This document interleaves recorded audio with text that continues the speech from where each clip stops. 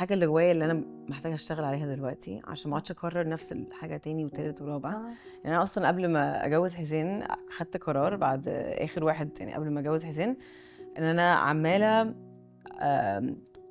ارتبط بنفس الشخص في جسم مختلف. صح.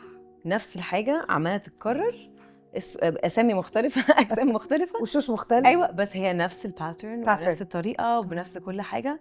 وكنت وصلت مرحلة كنت خلاص زهقت، قلت أنا بجد مش هقدر أعيش بالشكل ده. يعني أنا زهقت من نفسي. أنا بحس إن إحنا لازم نوصل لمرحلة أيوة.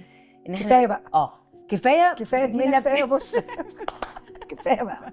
انا صحابي اللي بيقولوا لي بقى لا كفايه، حرام عليكي، كفايه كفايه ارحمينا. ايوه والله دي حقيقه. وبعدين خدت قرار خلاص مهما جه مين، انا محتاجه اقعد لوحدي حاجه افهم بيحصل ايه. أيوة. فقعدت تقريبا قبل ما اقابل حسين سنتين قاعده لوحدي بقول لا بقول لا بقول لا. وبعدين اكتشفت الجزء اللي جوايا اللي كان عمال يقبل الناس اللي ما تنفعنيش خالص، هي دينا اللي مش فاهمه قيمتها وخايفه تبقى لوحدها وخايفه ما تلاقيش حد تاني.